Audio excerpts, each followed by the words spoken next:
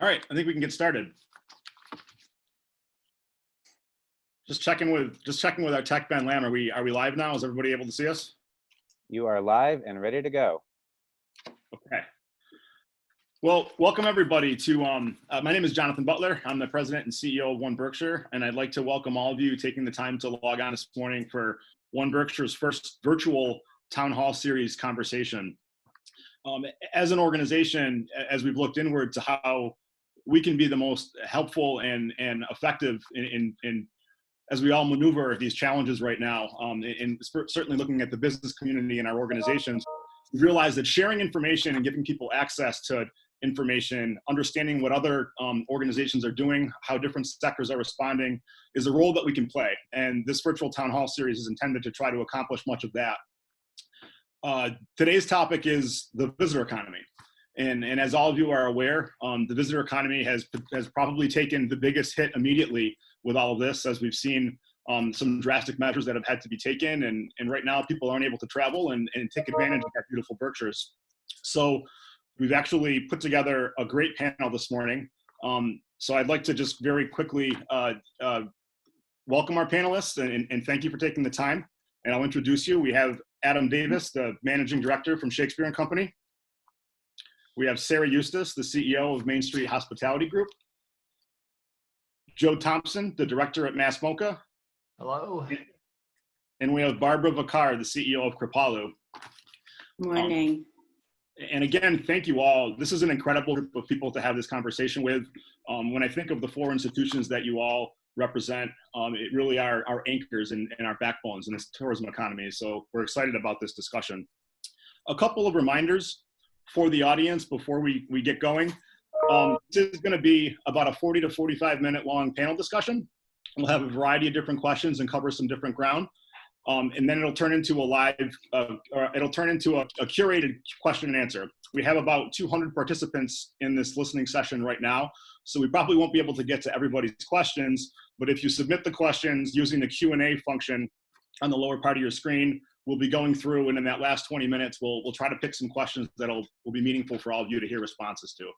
And I do want to give a nod to our Director of Economic Development, Ben Lamb, who's on the back end of this call, handling all those logistics. So I think we can jump right in. And the first question is actually, we're just going to go around the table with really the same thing for each one of you. A lot has happened this past month, so we'd like to hear a little bit about kind of an update on the current status of affairs at each of your organizations. So why don't you all take a moment and you can say good morning to everybody, and then you can talk a little bit about what's going on with your own work. So why don't we start with Adam? Good morning, everyone, from the comfort of my bedroom. Welcome. Good to see how you all, or know that you're all there. Most of you probably saw our organization has postponed, Shakespeare and Company has postponed our summer season. So that's kind of the status we're at. That announcement came out 2 days ago. It was not an easy decision because it impacts the entire community, not just our organization. And I think I was telling someone earlier today that each week has felt like a month. And we've been trying to do everything we can to make the right call, make the right decision for our organization, which is not always the right decision for every organization. But that's where we're at the moment. And we're working on creating an opportunity to see what it looks like as we come back for next year. And the fall, specifically, our education programs in the fall. We know this has been a very challenging week for Shakespeare and Company and very busy, so we appreciate you taking the time to join us this morning, Adam. I'm happy to do it. We'll move along to Sarah Eustis. Hi, everybody. Thanks for having me. I find these conversations really rewarding and interesting, and we get a lot from just supporting each other and talking about what's going on, even though there's no one answer, word that it were true. We, with Main Street Hospitality Group, we own and manage hotels throughout the Berkshires.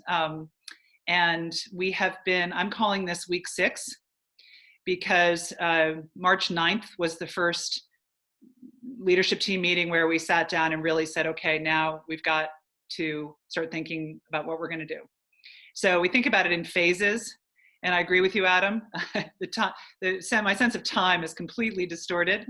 But we started in this sort of realization, regrouping, and I would say now we're in resilience mode and moving toward restart, which is what is the future that we're trying to envision.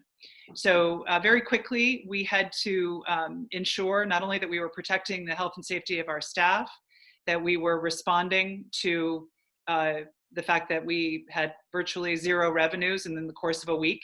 And our business just slowed way down and almost stopped. So we made some difficult choices fairly early in the process around our staffing levels.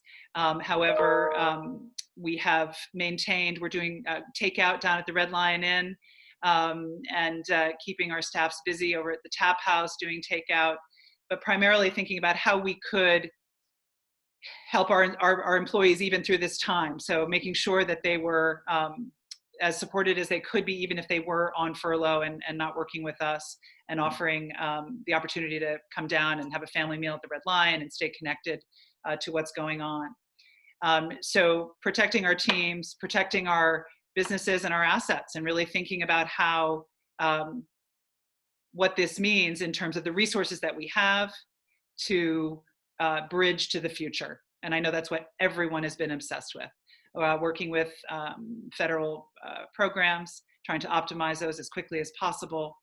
And now thinking about what does the new horizon look like for hospitality? And what is the guest going to be expecting? What do we need to be ready for?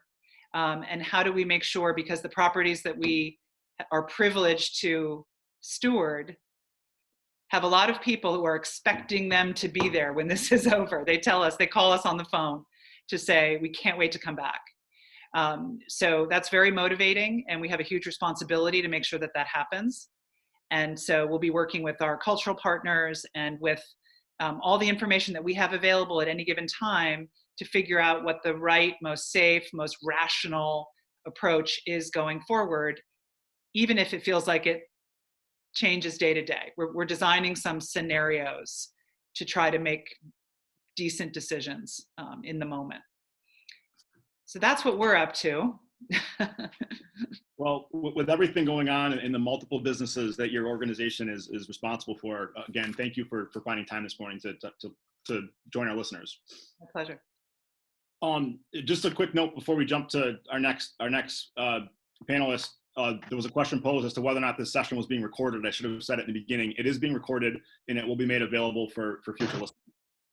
So we'll move along to Joe Thompson. Hi, good morning, everybody. Yeah, I echo Sarah and Adam's remark, and would just note that at MoCA we have a kind of a three-pronged operation. We've our performing arts operations, we've essentially folded tent in early March. We closed the galleries a week or so later. But the third part of our operation, which is commercial tenant lease activity, still goes on in some ways. And as we're thinking about the phasing and implications for this for MoCA and our staff and our patrons and our artists, we constantly look at it in those three operational modes. Many of our tenants are still doing good work. We have takeout businesses on campus and things like the U.S. Social Security office is there. So those are businesses that are up and running, and we're doing our darndest to service them in every way that we can. We expect the galleries will open at some point, sometime probably sometime this summer. We're expecting that they may open in the way, kind of a reverse narrative of the way we closed them. I don't know, but for people who are watching closely, at MoCA, we first limited access to smaller galleries and galleries that had a lot of things that required touching or interaction. We pulled the plugs on those pretty early, and then finally shut the doors on the whole gallery. We'll probably open in reverse order and let people back in and with proper techniques and procedures in place. And those exhibitions that require lots of interaction will probably open later. Like Adam, we're assuming that the performing arts aspect of our program are probably the last to come back, and we're doing a lot of creative thought about how that could happen. And meanwhile, the commercial tenant operations will assume that people will be going back to work sometime over the next whenever length of time. And that means a lot of work. So we did a fairly large layoff very early in this, some 120 people or so out of our 165 person staff, leaving a skeleton group of people. Most of those folks are doing important and necessary buildings and grounds maintenance work to keep our tenants busy and active. Although there's a lot of work that goes on. I've kidded our curators are probably working as hard now as they've ever worked, even though the galleries are dark and the stages are black, because they're doing a million different scenarios and how they might reopen. And that's like, as you might imagine, that's a 3D chess game that we're trying to play because no one can give us a date, of course. Thank you. Thank you for that, Joe. And we'll get a little bit more into that, I think, with our next question for you. But we'll move along now to Barbara. Great. It's great to be with you this morning while we're all living through what I keep thinking of as dynamic ambiguity. So Kripalu shut down the retreat center on March 12th before Governor Vacarr had made the decision to close things. And it was in anticipation of 560 guests that were about to show up and recognizing that it just wasn't safe anymore for staff, for guests. And at the time, we shut down the retreat center for 6 weeks, thinking what a long period of time that was going to be, as people were thinking about 2 weeks and 3 weeks. And now, of course, we recognize how aspirational that was. But I want to be clear, we shut down the retreat center for a period of 6 weeks, which we are still in right now until April 24th, but all of our staff are still employed. And while many of our staff can't work because we are hospitality, so dining and food services, and there are many staff that are actually very engaged right now. And I see us moving down 2 tracks, probably very much, and it echoes a lot of what you've already heard. It's the first track of preservation and the second track of innovation and transformation. It's how do we tighten and preserve and not deplete the organization, and at the same time, how do we think out on the edge of what it's going to look like when we reopen, because we do see this as a major disruptor, and really need to rethink how we're going to reopen. We were very fortunate with a lot of hard work. We were awarded the Small Business Administration loan that was part of the CARES Act, which is now going to extend our ability to keep staff employed. And like all of you, we're just monitoring and taking into consideration daily information about how do we keep safe. We have no target date in mind for reopening. We have canceled all programming through May, and it's kind of a watch and wait and see what's going to happen. But in the meantime, we're really looking at how do we deploy the staff that are still working to really think out ahead to what that's going to look like. And we very much look forward to that day. Thank you, Barbara. That point you made about innovation that's something that we've actually heard echoed quite frequently in interacting with different businesses and organizations at 1Berkshire. This is a place that's known for creativity, for innovation, for great minds, and this is a moment that calls for that. So we're excited. This is a moment where it's hard to be excited about some things, but we are excited to see what type of dynamic things come out of this in the Berkshires and in the larger world. Exactly. I mean, in every challenge, there's an opportunity. That's the opportunity here. So we're going to shift our next question. It's really going to be for Sarah and for Barbara. Both of your organizations are very much in the longer term reservation business. And knowing that there are many lodging hospitality businesses listening in on this call, and many of them are looking for direction in the coming months. They're wondering what some of the larger players are going to be doing and how they're thinking. Can you each maybe take a few moments and talk about how your organizations are planning to shift once some of these current restrictions, which we don't have timetables on yet, but when they do start to get relaxed and your businesses can start thinking about a return to some more normal operations. And why don't we start with Sarah? Well, we're really in the thick of it right now. So there's a lot of brainstorming going on in terms of what a phase one would look like. We don't know exactly when phase one might start, but we're thinking in phases.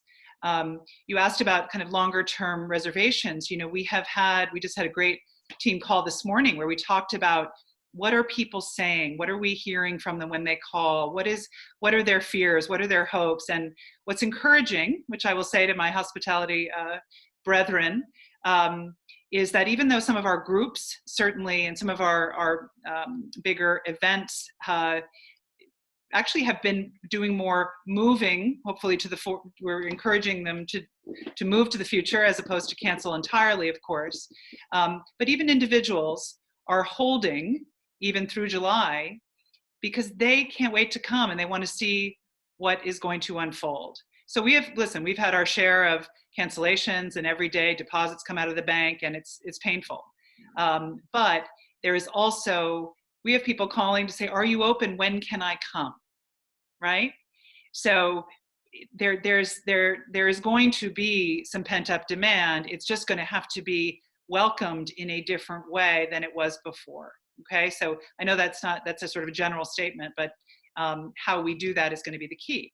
So our teams are working hard, very collaboratively, to think about what are the touch points in hospitality. Our whole mission is about connection, right? So how do we maintain our mission around connection without having people actually touch things or each other? But there's a lot of technology, there's a lot of creativity, everything from, just moving to as much kind of touchless reservations and transactions, and thinking of different ways we're going to leverage the inventory and the spacing in the hotels and the restaurants, how we can reassure people that and I hope we will have some even more specific guidelines, whether they be from the state or from our industry, that say, here's what you have to do. I'd love someone to tell me exactly what I have to do. Right now, we're trying to come up with if we are guests, what would we want? How would we want to feel? So we still want to feel a genuine connection with people, but we want to feel safer. And it's tricky because we're not going to know in the first phases how safe it is to be in public and be in hotels and restaurants. So we're going to be coming up with our protocols and the things that we're going to try, and it's going to be I think a matter of test and roll and try again. And I'd be happy to share that with the hospitality community or through 1Berkshire. When we come up with the list, we'll be happy to share it. Well, we appreciate that, Sarah. And I think as we get a little bit closer and continue to get a little bit more guidance on kind of reopening the economy as they've been framing it, we'll certainly be looking to Main Street Hospitality and some of the other major stakeholders in hospitality to share some of those strategies with the smaller businesses. One of the things, Jonathan, I just might add for reassurance or optimism is that everything we're hearing from the hospitality industry that we follow very carefully, and we have colleagues who are running some of the bigger hotel companies out there and looking at analysts who are looking at markets, is that drive markets that are surrounded by natural beauty, whether the key demand drivers are open, Joe and Adam, I'm sorry, there have to be other reasons for people to come to. If we can leverage those even more effectively, we will have an opportunity to recover faster than some other parts of the country. So I'm optimistic because of that. So kind of along the same lines and the same question, Barbara, do you want to talk a little bit about how you're thinking of these things at Kripalu? Sure, I can echo so much of what Sarah just said. Even some of the language you use, Sarah, is, in terms of connection, is a lot of what we're thinking about it. But we are literally in the thick of it right now, brainstorming. And what I would say is that we are not so much in the longer term reservation business as we are in the event and educational convening business. And so that comes with a set of concerns, because we bring, 40,000 people a year, but 600 at a time into the building, into large convenings. And so the very same reasons that informed our early shutdown are going to have us be thinking a little bit conservatively in terms of how we reopen. And really thinking about what is the criteria for safety, and we're thinking about what in the building actually needs to be transformed. How do we serve meals differently, for example, because we are a buffet. Just in terms of the very specifics about the kinds of thinking that we're now engaged in. Also about what does a reopening ramp up look like? And really thinking about what people's behavior is going to look like at the end of this or on the other side of it, which is also quite ambiguous. And we're seeing very interesting things. We also have had, cancellations and refunds and all of that activity. And at the same time, all of our cancellations have been through May. Everybody is holding on to their reservations beyond May. And so what we're seeing is people wanting and seeking out the very thing that they come to Kripalu and the Berkshires for, and at the same time really trying to predict what behavior is going to look like is challenging. I too feel optimistic when I read about how travel is going to become more local and regional, and about how people are going to be looking for their adventures more closer to home than getting onto a plane and possibly traveling internationally. So I think there's hope there.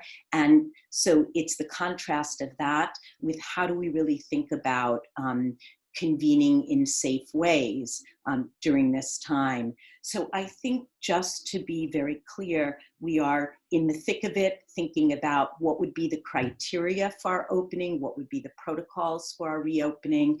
And in the meantime, because place is so central to people's experience at Kripalu, the grounds, the land, the surroundings, so central. We're really thinking about how we keep people connected to the place and to Kripalu during this time. And I will say that we very, very quickly have ramped up online connections and digital connections with our guests as a way of staying and keeping people very, very connected to the experience.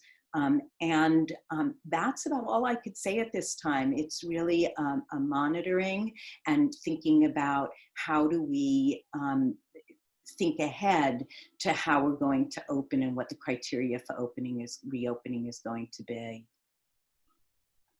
Well, thank you both for those well thought through explanations of what's happening, and thank you also both for your leadership in your industries. I think it's needed everywhere, and it's great to have the two of you thinking forward the way that you are. Mm-hmm. Thank you. Actually, I do have a prompt. Just a reminder again, we've had a couple of questions submitted, but please, anybody, if you have questions, use that tab in the lower center of the screen that says Q&A, and please submit some questions, and we'll try to get to as many of those as we can at the end of this panel discussion. And now we're going to actually shift a question for Joe Thompson. Joe, you said recently in interviews that MoCA is very much in the business of bringing people together, very much like Sarah referenced in her remarks as well. Understanding that there kind of remains some serious unknowns about the relaxation of current restrictions and what those might look like, Joe, can you talk a little bit about your incremental thinking? You got into it a little bit in your opening remarks, but you have such a diverse slate of different types of programmatic work at MoCA, from live performances to the exhibit space to sort of everything in between. Can you speak a little bit about that and how you're thinking about the different parts of reopening? Yeah, it will be in increments, and it will come in little wavelets, and I'm sure there'll be moments when it feels something like an accordion, opening up and closing back down. I think that it's going to be relatively nuanced. I'd say that first of all, there are parts of our campus that are open today. People are driving up to get barbecue and beverages every single day, and we have a lot of tenants that are still doing essential work. So if you were to drive by our parking lots now, you would see cars there, and you may wonder what the heck is going on. Well, there's activity in that mill, people doing really essential work. I think that The next phase, I think, will be a reconvening of our staff, and people will begin coming back to work and workshops in safe ways. We'll all discover that together. Then I'm quite optimistic that our galleries will open in some form this summer. We're lucky we could have 300 or 400 or 500 people at a time at MoCA, and everybody could have their own, 1,000 square feet of socially safe space. We've got space in abundance, acres and acres of socially distancing space.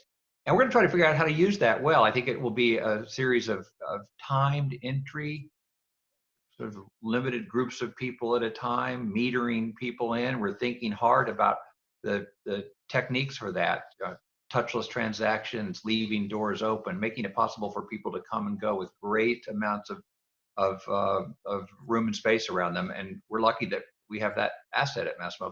We're going to try to use it. The last phase, of course, I think will be the performing arts.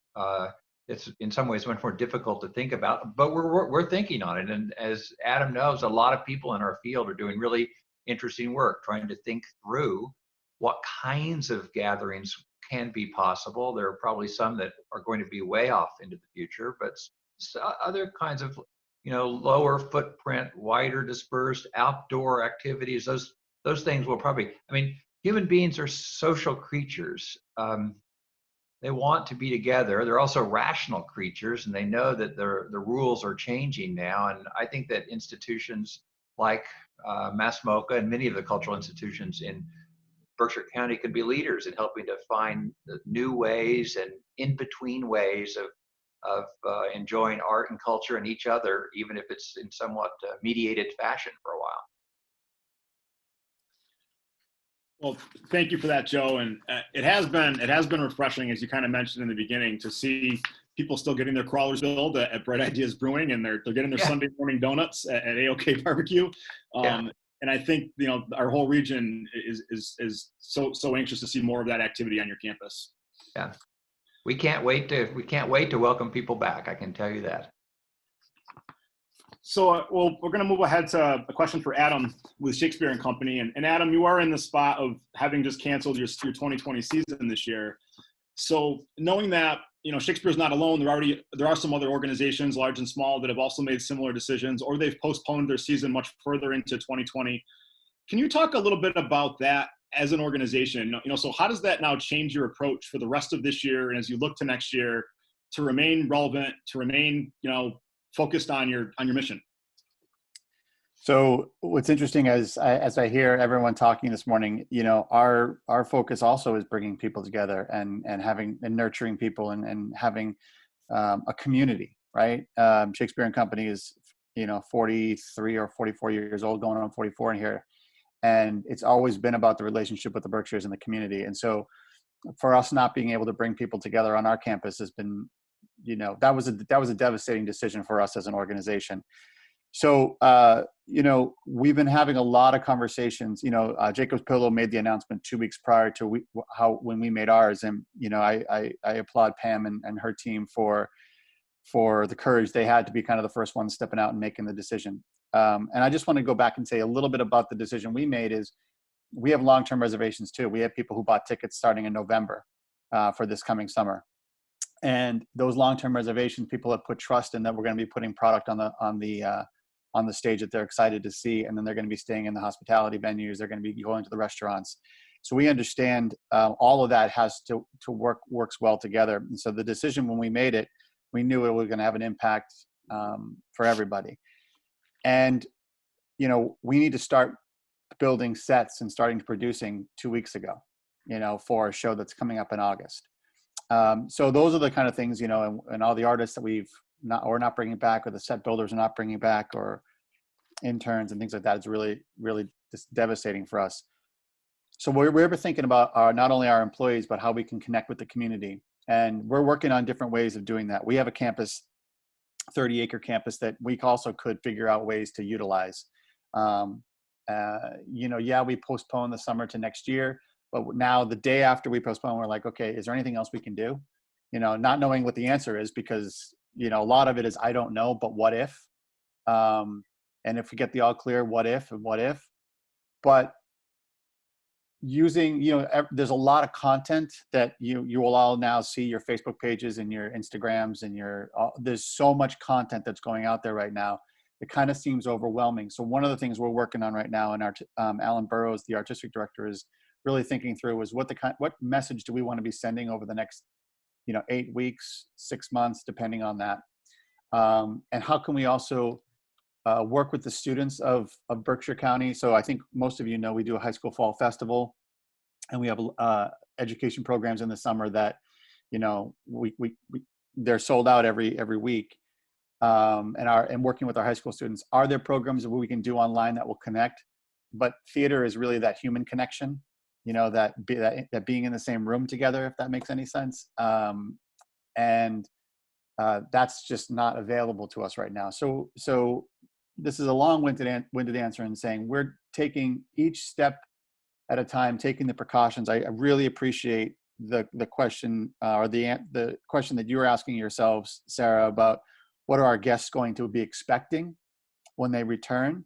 We are part of the hospitality industry in the sense that we have guests coming to our venue every day. And what are they going to be expecting when they get there? They want a safe environment. They're not going to want to be sitting next to each other and hearing that person in the back coughing like you do at every performance or that, so those are the challenges that we're thinking about. We have a huge field. Can we use that as social distancing? We've thought of ideas of, can we do a drive-in movie where we get an FM transmitter and have everybody sit in there and figure something like that. We have to figure out how to get a big screen, how to park the cars, all that kind of stuff. But we're trying to figure out ways that are not traditional and still have that experience of being in the Berkshires, and celebrating the nature that we have. I think that's one of the things that Shakespeare and Company was founded on, is when we performed at the Mount, we had nature involved. And how do we make sure that will be, how is nature and the arts connecting? Because that's so much of what the Berkshires is about for us. So we're going to try to stay relevant. We're going to stay connected. In fact, we're going to be working on having our staff call all our donors, all our patrons, just making sure that we know that we're thinking about them. Not necessarily, we're thinking about ourselves, of course, too, but we're thinking about them because we know, as Sarah said, there's so many people still excited and wanting to come back. Yeah, that's a long-winded answer, but I think that's where we're working right now. Thank you for that, Adam, and that was a great answer. I'm encouraged by that idea of pivoting and innovation and thinking about ways that you can rethink the space that you have. That campus at Shakespeare and Company is such a beautiful space, and as we're in this world of thinking about social isolation and social distancing, it's good to hear that you're considering ways you can potentially utilize that. So we have one more round of through the panelists, and this one's a little bit more open-ended. I think we just wanted to give you all an opportunity to share some comments or some thoughts for the listeners on really anything related to your organizations or the larger picture in the visitor economy that you'd like. And so why don't we start with Barbara? Yeah, so I've really been thinking about this innovation and transformation, and about how do we think about coming together in new ways. So much of what happens in the Berkshires, and it's been spoken about by each and every one of us, is about an experience in a place. And so how can we think about coming together? I think about connected impact. And I'll say that I've been working on this with the CEOs of the other holistic retreat centers. How do we think in a time like this of not working in competition and not even working for collaborative impact, but how do we think about connected impact?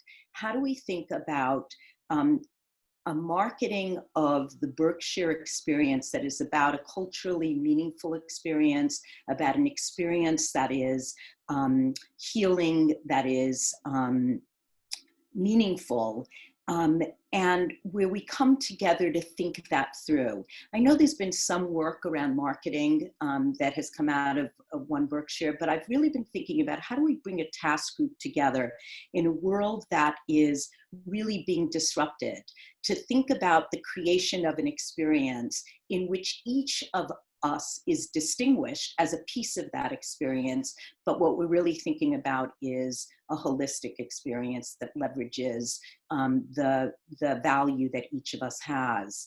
And I would love to see something like that happen because, again, we can't calculate what people's behavior is actually going to be, but I think if we can get out in front, the Berkshires is one of those places that for me is a beautiful and wonderful place where you can experiment and pilot innovation. And I think that would be, we could take a leadership position in coming together to think about what is the edge that we can be on when this is, when we're on the other side of this. And I would be very interested in participating in that kind of thinking. And then the other thing I would just say about Kripalu is we've really been looking at how do we serve the community now based on the strengths that we have. This week we held a webinar of RISE, which is our evidence-based resilience and stress reduction program. We had 2,400 people sign up for it, and I had sent it out to the Berkshire Business Roundtable, so I know that there were community members there, but would love to, this is the kind of thinking we're doing, is how do we utilize all of our practices, teachings, and the experience that Kripalu is to serve the community right now. Thank you.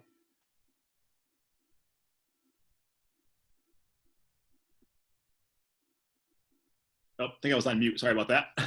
Thank you, Barbara. And we'll move to Sarah.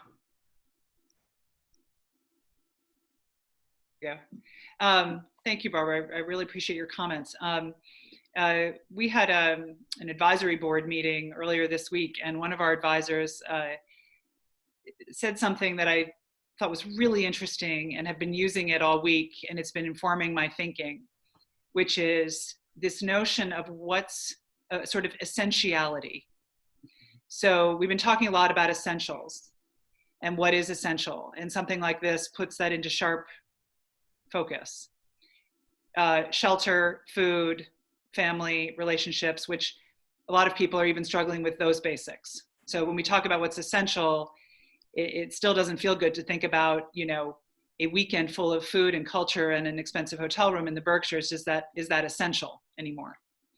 So, however, I think for us to emerge from this, we each have to think about what is it that makes our places essential to people in their own definition of that, right? So, and that then requires us to cut out the noise, think about what it is that we do really well, focus on our kind of core missions, recognize that some of the fluff and the extra stuff that maybe frankly wasn't that important anyway, just has to go. So whether it's in how we communicate to our constituents from a marketing standpoint, which we're still trying to really figure out what that tone is going to feel like, to honing down to the essentials of why, you know, the Red Lion Inn is so essential to its guests and to the community. And what is it about that essentiality that we can hold on to and we can nurture even on a more limited staff or a more limited program. And that notion of what's essential has really been very helpful to me as a leader and just in thinking about how we move forward. And it's kind of exciting in a way because I think in the Berkshires, these cultural institutions and this as a place could end up becoming more essential to people than ever because of what we have and what we represent. We've got to make sure our communities are taken care of and that we don't think about essentials in a glib way because they've taken on a whole new meaning. So I hope that's making sense, but I think it plays into a lot of what we should be thinking about as we move forward.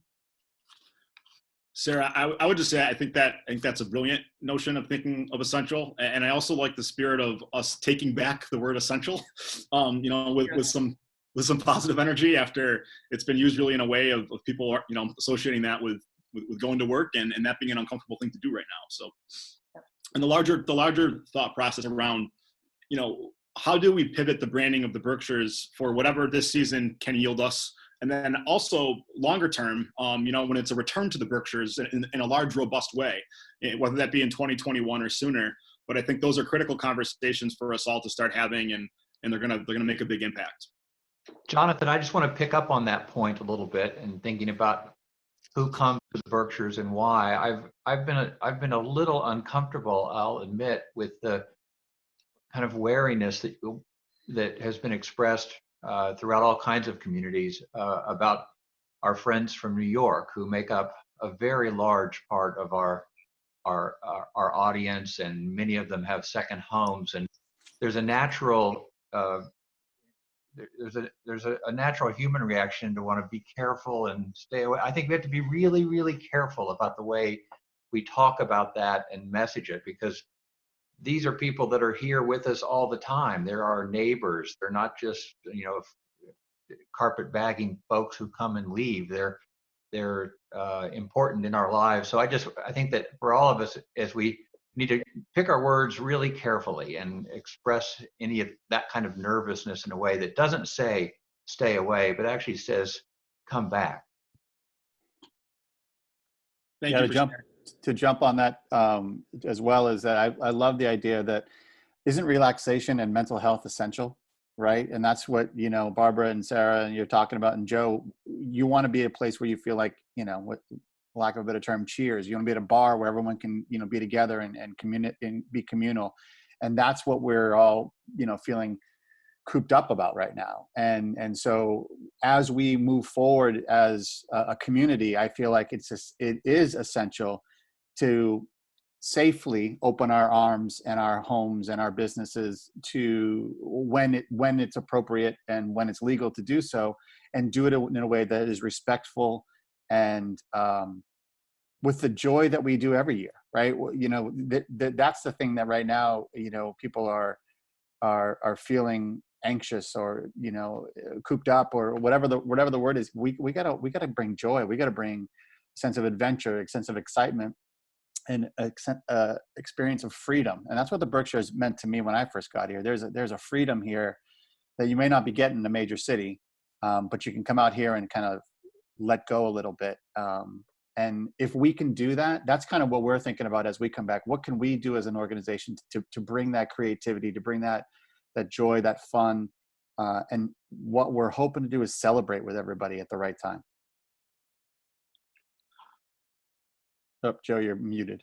Joe, I think you're on mute. I was going to say that we're also good at hosting artists. The Berkshires for 120 years have been a home to artists. I think that if this moment is tough on our employees, they want to work, and it's disappointing to our patrons, they want to come together and be united in front of acts of creativity. It's really brutal on artists right now. You know, we all have complicated relationships, but I think that MoCA right now, we're talking to some 250 artists who were slated to be here in one form or the other. So, and particularly for performing artists and people who make their money by being in front of people and working with people, they've had their entire economies ripped out from under them. So I think that by being a place where artists can gather again to work, to rehearse, to do residencies, to take advantage of the beauty and splendor of the Berkshires, that's something that I think all of us can do and do really well. It's something that the Berkshires are good at. So I think before we shift to the Q&A, do any of you have any other final thoughts or comments you wanted to add? All right. So I think our questions are going to come from the sky, from Ben Lamb. I may pop up on your screen. I apologize for that ahead of time. So we've gotten quite a few questions. I'm trying to glob some of these together that make sense to do so. So I'm not going to attach names to them, but I'll just kind of ask them as they are. I know a few folks sort of touched on the idea of facilities and having outdoor space. And so one question that we received, or two questions actually, focused around that, and sort of what are your thoughts on outdoor exhibitions? And do you think that those opportunities might be more lucrative as stay-at-home orders start to get lifted in terms of a way to draw people into the region? Let me just put in a quick plug for our friends down the street at the Clark Art Institute. They have a really beautiful, beautiful exhibition that they're working on, which is entirely outdoors. It happens to be contemporary art, but Olivier reported at one of our recent talks that the attendance at the Clark is actually quite buoyant these days. People are enjoying Stone Hill and using the nature trails, and over the course of the summer, we'll be able to expose that art. So I think the outdoor resources of the Berkshires obviously are something that people will welcome and use, and to the extent that we have them on our own grounds, we'll all be looking for ways to do that. Yeah, that's something that, with our campus, we are definitely looking at ways to utilize the campus in a way that can bring people together safely. But, the answer is, I don't know what safe is yet, what the definition of that is, what the governor or the state of Massachusetts is going to allow. So I think Joe said it earlier that there's 1,000 scenarios that the curation team are going through, our artistic team are going through to try to figure out what that looks like. And once we do, and if someone could tell us, as Sarah said, that would be great. But we're going to figure out ways to make that happen, or at least let the campus be open for people to walk through or to play Frisbee or whatever it may be. Adam, I would just echo what you're saying. We are in the midst of trying to think about how we might use our campus safely at the time that it is okay to do so. We have beautiful property that is, adjacent to the Stockbridge Bowl. And we also have a mindful outdoor leadership program. And it's really about how do we do that in a way that allows for the kinds of convenings that aren't allowed at this moment. So just thinking that through, but monitoring it very closely. Great, thank you. So a completely different question, unrelated to that one whatsoever, but the question is really around, it's great that there's definitely these goals and objectives and plans for reopening and getting to that point. But the question posed is, how is everyone thinking about the bridge funding piece, the piece that gets you through to the other side, and where might there be opportunities for folks to help to support in those efforts? For us, I'd say the bridge is delicate. Sorry, Barbara. No, go ahead, Ann. Go ahead. But for us, the bridge is delicate. We're going to be losing millions of dollars through ticket sales and education programs this summer that, we didn't take lightly to get back. We have a board of directors that are supporting us. I thought, I said to the board, wouldn't it be great if everyone who planned on bought a ticket just gave us the money for that ticket as a donation? But everyone's hurting, right? And so you can't go out and ask those questions that way. But I think as an organization, we have to figure out ways to create that bridge and to ask for support. The question is, as a nonprofit organization, when can you ask, and when are you being tone deaf to the challenges that organizations are going through? Not organizations, individuals are going through. And so I will tell you that we made our announcement on Tuesday afternoon, and that day we gave a lot of refunds, but they were balanced with donations. So it almost came out to be very similar to it wasn't a zero sum, but it didn't hurt as bad because people were like, oh, we're so sorry, we're going to help you, we're going to donate back our tickets, but we're also going to add some money to that. So for us, it's a bridge of donations, but it is delicate, and we hope that it won't impact staff too much, but there's that challenge and the reality that it could very well impact our staff in the short term, so that we can stick around for the long term. Yeah, so Adam, I'll echo that a little bit. So as I said, we are compensating staff for a 6-week period. We now have the SBA loan, and in that process, we have been aggressively fundraising, trying to exponentially grow philanthropy. And what I will say is, in many ways, it's the strongest case that we've ever had, and are seeing very positive results. Mostly, we have just under 500 employees, And so there's major impact in the Berkshires and to our staff. And so the case is truly that many of our staff live on the economic fault lines, paycheck to paycheck. And this is an opportunity for guests and donors to actually help to support staff. And of course, all of this, the bridge, how the bridge can only be so long. And so it's tenuous and we feel very vulnerable. Depending upon how long this goes on will determine to some extent the durability of that bridge. I feel very fortunate that we came into this after 2 very strong years, which allowed us to take the position that we did. And fundraising, I think, as a nonprofit is going to have to become an exponentially greater source of revenue in the future than it has been in the past. And I just want to add to that, Barbara, if I could. We're going to need help from the state. Yes. The Berkshires is a place where we're celebrated when it's beautiful. Yes. But sometimes, for lack of a better, we could be forgotten sometimes because we're not in Boston. Yes. So I know that's not maybe a popular thing to say, but I just think it's important to say that we're going to need help from the state and then the federal government again. The stimulus went so far, but and the loans are helpful, but there's hopefully more to be done. Absolutely. Great, thank you. Next question here, thinking kind of ahead again. Do any of you see any opportunities in this, not just to recover, but to actually move more towards a stronger base in terms of socioeconomics and sort of core value pieces as we get into the next phase of all this? I might take a stab at that one, Ben, because I think absolutely yes. We envision a future that does not look like the past. I know that sounds horribly cliche, but I think we really have to embrace a sort of a new way of thinking that is fairly profound.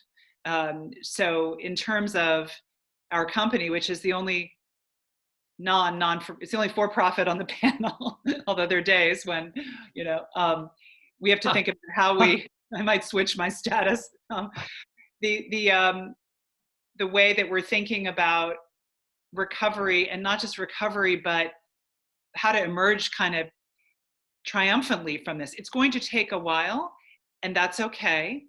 But it gives us an opportunity to retool and redefine and rethink about the way we do things. Our beautiful places, Porches and Hotel on North and Red Lion Inn and others, and even 2 that are still on track in Rhode Island, they are structures and they will be there and they're beautiful and people have a connection to those places.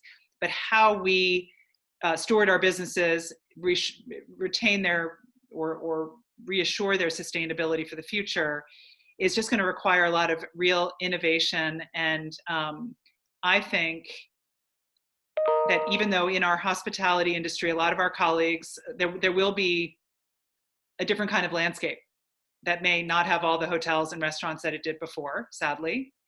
So the ones that do emerge will either have a certain essentiality to them, or they will be run in a way that's really smart and innovative and different, and we don't know exactly what that looks like yet. But I feel that we have the potential to emerge. Whether the economics will look, 2019 will forever be a guidepost for what life was before. So how we re-ramp back up to that, I think we should stop thinking about how we get back to what it was. And we have to start just dealing with our new reality as we move forward.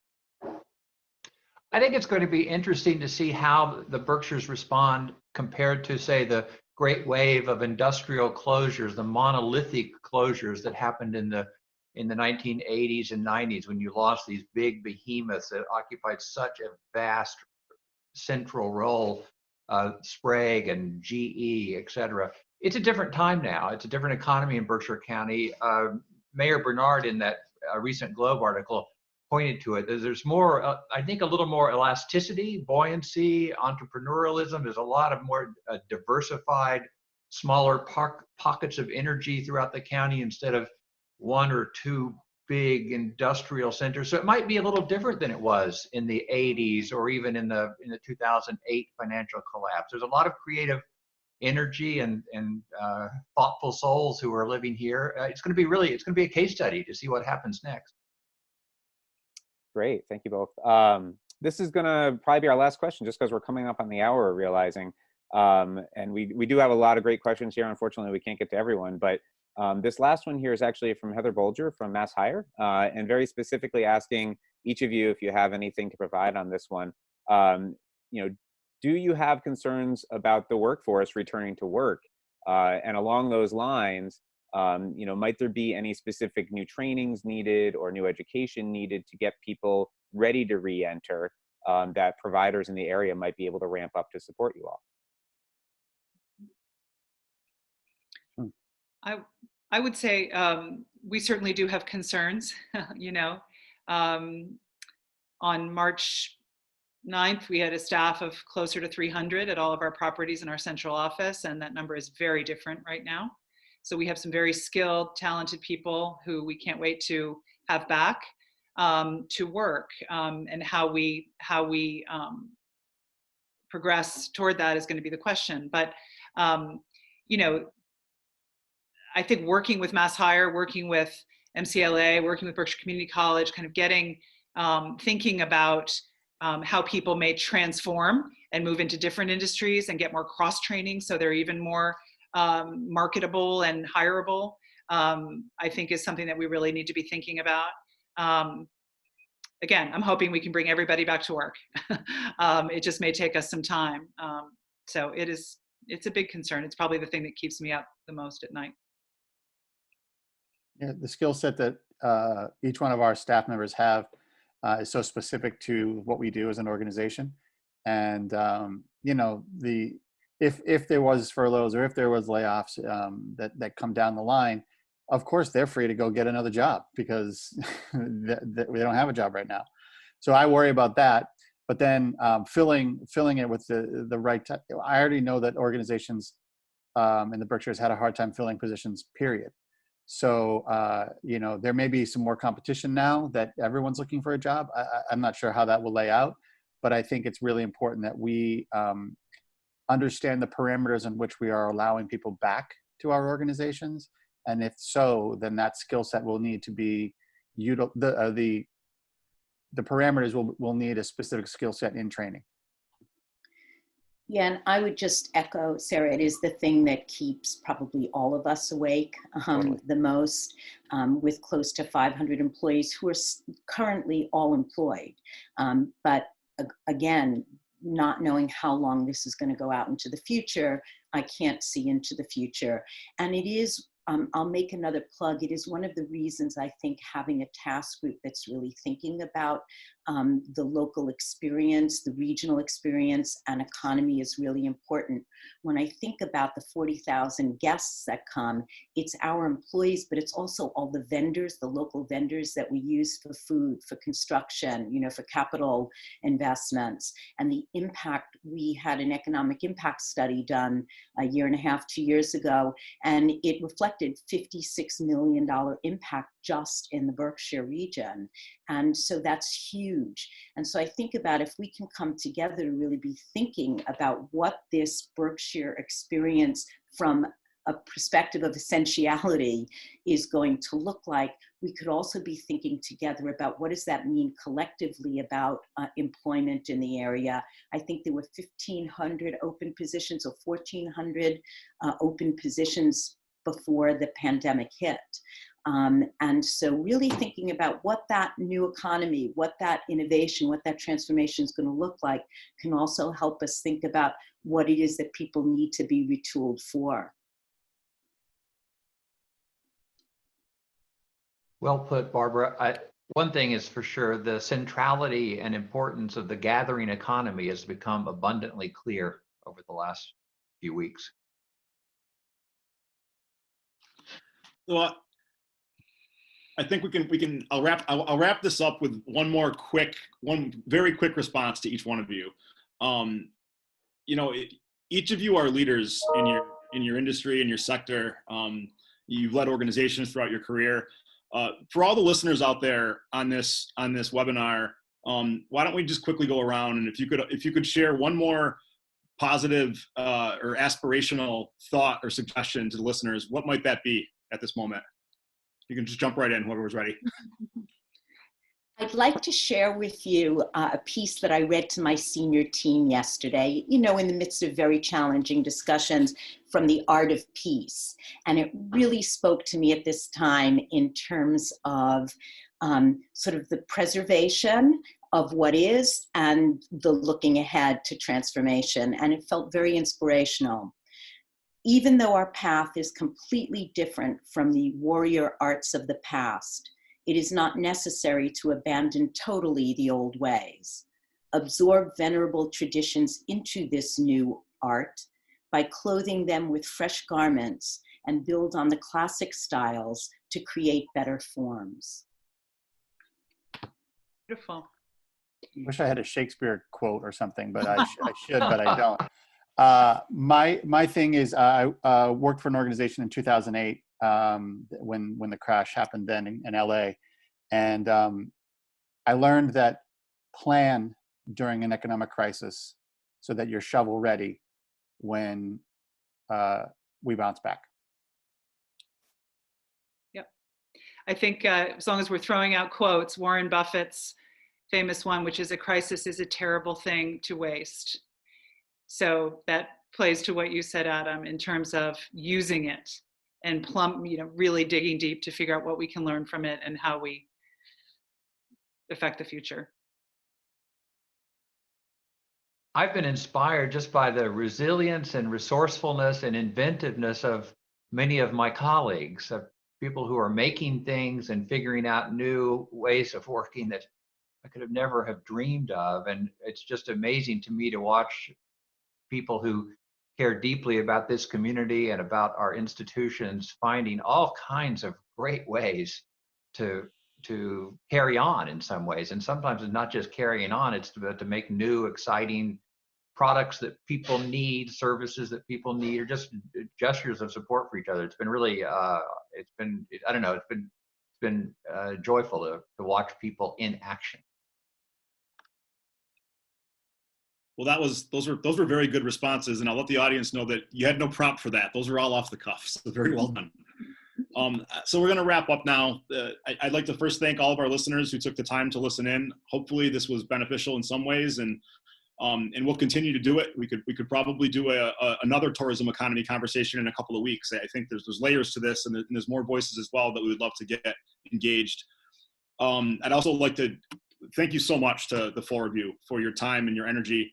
I think this was a great, refreshing conversation for many people to listen to, and just all of you are, you're so critical to our region, and thank you this morning for your leadership. Fun being here. Thanks for having us. Yeah, thank you. Yes, thank you. And to our audience, this was recorded, so we will be sharing this webinar to some other media outlets in the coming days. Please look for our next town hall, our virtual town hall series, which will be either next week or early the week after, but we'll be doing these just about every week as we work through this crisis. And for all of you out there that need help with something, we're always here at 1Berkshire. So hit us at info@1Berkshire and let us know what we can do to help you. And just thank you all. And in the best ways you can, try to enjoy your weekend. Thank you. Thank you.